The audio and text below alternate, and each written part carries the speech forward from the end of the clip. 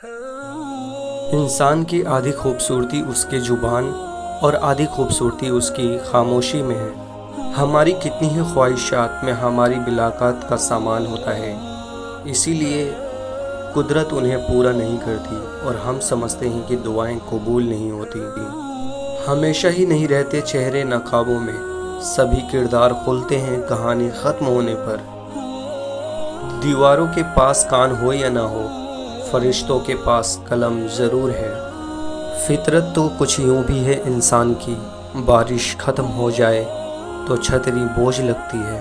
دلوں کو فتح کرنے کے لیے تلوار کی نہیں اخلاق کی ضرورت ہوتی ہے۔ کسی کی جگہ لینا اور کمی پوری کرنا دو الگ الگ باتیں ہیں۔ جگہ لی جا سکتی ہے لیکن کمی پوری نہیں ہو سکتی۔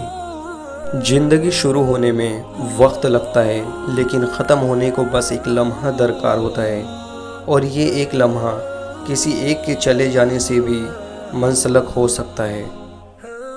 مغرور آدمی اس پرندے کی طرح ہے جو آسمان کی طرف جتنا بلند ہوتا جاتا ہے، لوگوں کی نظروں میں اتنا ہی چھوٹا ہوتا جاتا ہے۔ درد اللہ سے بانٹ لو تو روح کو بھی سکون آ جاتا ہے۔ حضرت علی نے ارشاد فرمایا، انسان اپنی زبان کے نیچے چھپا ہے، اور صبر رکھیں اذیت اثر بن جائے گی۔ آپ کی منزل وہاں تک ہے جہاں تک آپ ہمت نہیں ہارتے۔ خوش اخلاقی ایسا عطر ہے جسے جتنا زیادہ آپ دوسروں پر چھڑکیں گے اتنی ہی زیادہ خوشبو آپ کو اپنے اندر سے آئے گی۔ برتن اور ظرف چھوٹا ہو تو زیادہ چیزیں سنبھال نہیں سکتا، جھلک جاتا ہے، چاہے علم ہو، دولت ہو، تقوی ہو، شہرت ہو یا عزت ہو۔ انسان کی اوقات یہی ہے کہ وہ اگلی سانس اپنی مرضی سے نہیں لے سکتا، اور بہترین آنکھ وہ ہے جس سے انسان اپنے اندر جھانک سکے۔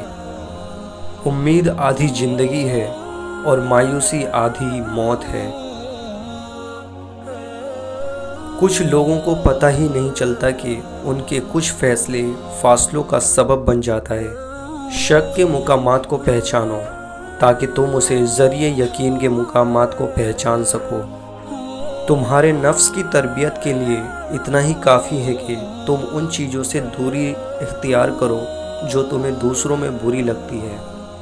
شک ایک ایسی بیماری ہے جو انسان کا سکون ختم کر دیتی ہے، اور وہ نیکی بڑی معتبر ہے جس کا رب کے سوا کوئی گواہ نہ ہو۔ بے شک اللہ توکل کرنے والوں سے محبت فرماتا ہے۔